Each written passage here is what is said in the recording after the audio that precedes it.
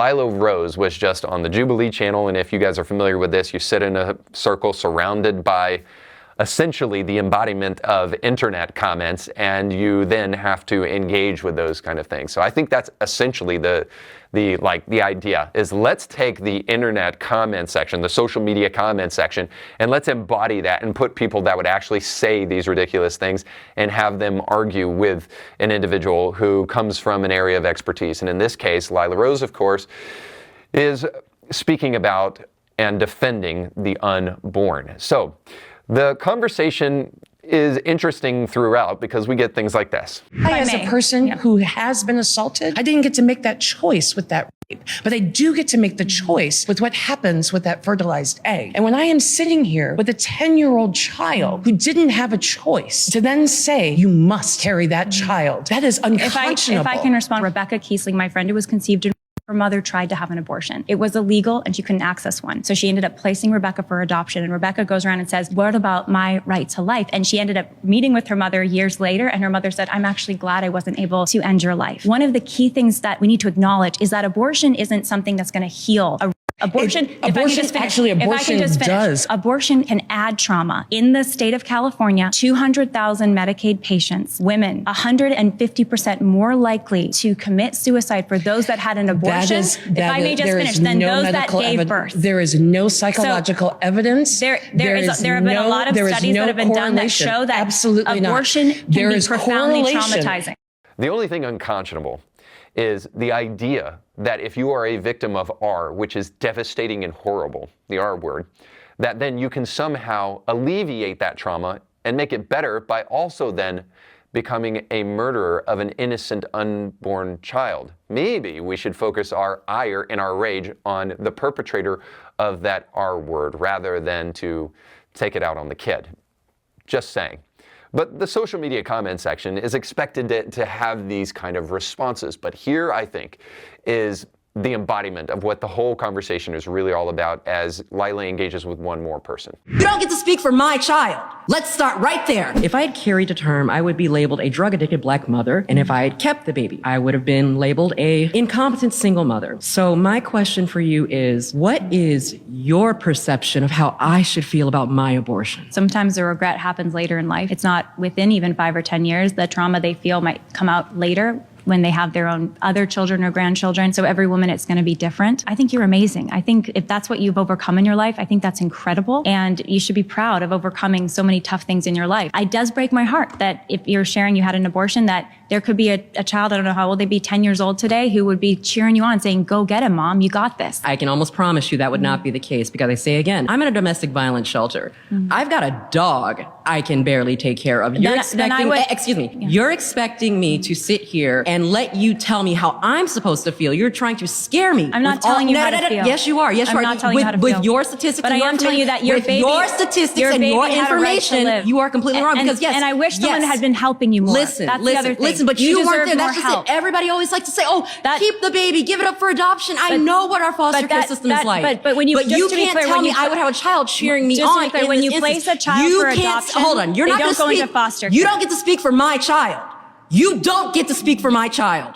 Let's start right there. You don't get to speak for my child saying, oh, mommy would be cheering you on or everything like that. You don't fucking know that. You don't know that at all. You don't know what my child would be. I may not even have my child because I was so unfit at the time. Drug addiction, sex work, everything like that. Yes, I'm a proud pro-ho. That is exactly what I do. But you're telling me how my child would feel. And what gives you the right? What gives you the right? What gives you the right? I would love to respond to you. I think, yes, your child had a right to life. And I would say that I wish there were more people helping you at the time. It sounds like you were at a really rough time in your life. And I think that you mattered, that baby mattered, and you both deserved more help. I have to say, it's a very weird question. How should I feel about what I did? Because the real question here is not epistemological. It's not how do you feel or what do you think about what you did, because that doesn't necessarily make it true or make it good. Because I'll be honest with you, I will show you evidence that flies in the face of maybe even what some pro-lifers like myself would argue.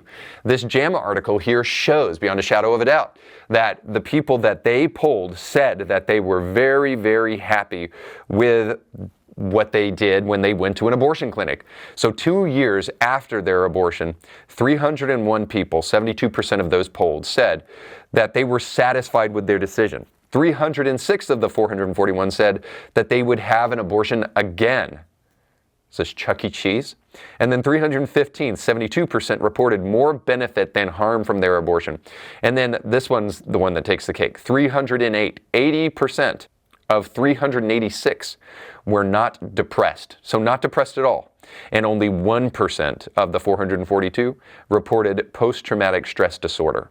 Now forgive me for being a little skeptical here, because I can't help but believe that JAMA is a left-wing publication like most things that come out of the academy and is a byproduct of the modern-day education system, and that they're not actually interested in the truth, they're interested in the agenda here. But let's just take it for granted. Let's grant the premise. Let's just say that 99% of women who are ever post-abortive, they're just like living in Candyland and so pleased with their decision that they couldn't help but just want to go to Cancun afterwards and celebrate everything.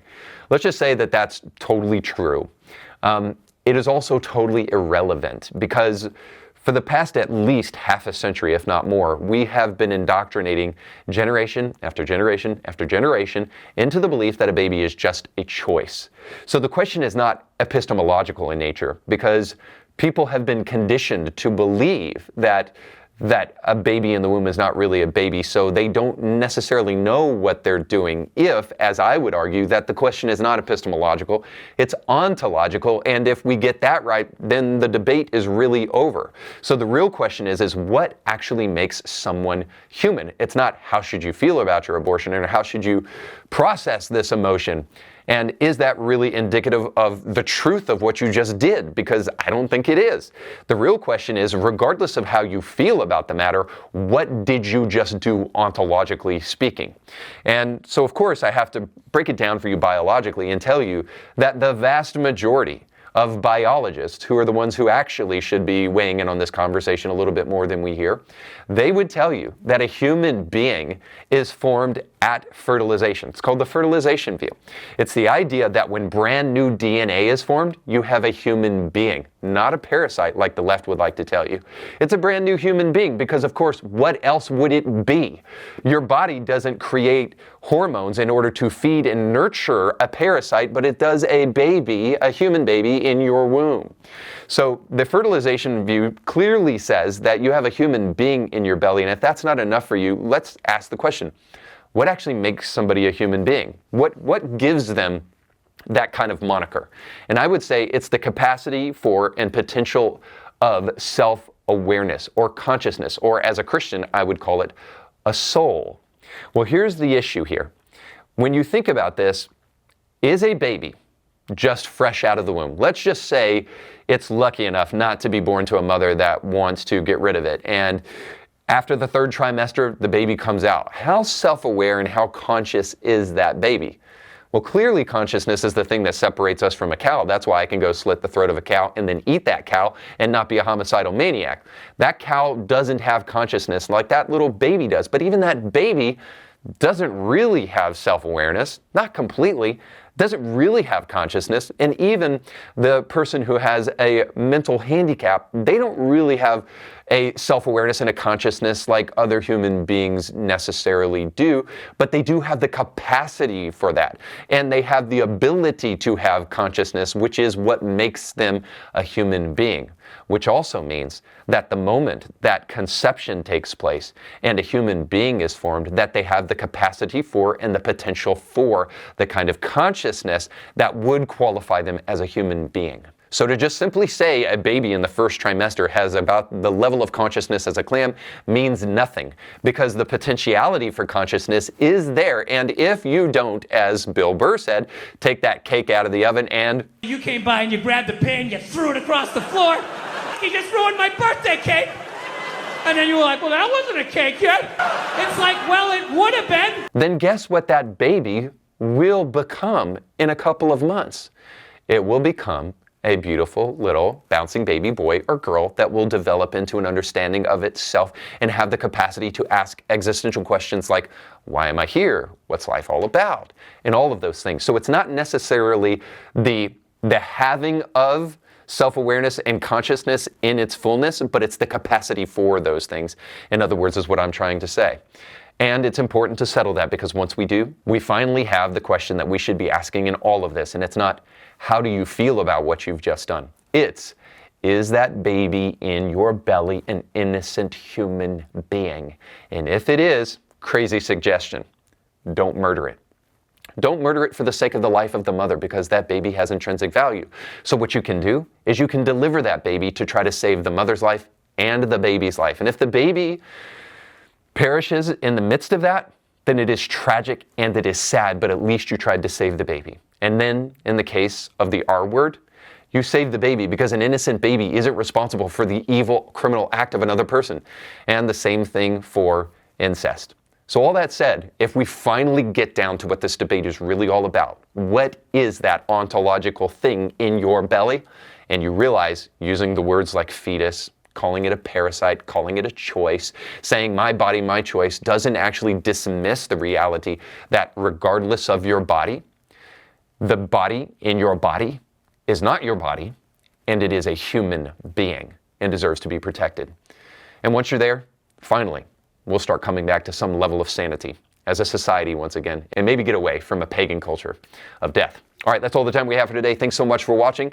Don't forget to like, share, and subscribe. Don't forget to check out the Caleb Callahan Show. And if this show was beneficial to you, you can become a member of Indie Thinker, where you can get exclusive extras and perks by going to indiethinker.org/support. But most importantly, go with God. So you just got done watching a small excerpt of a much larger episode. You can find the link to that full episode down below in the description of this video. So you definitely want to check that out, because if you like that clip, you'll like the much larger episode. And while you're at it, don't forget to like, share, and subscribe, and click that little bell to be notified when great new episodes of Indie Thinker come your way. Thanks for watching.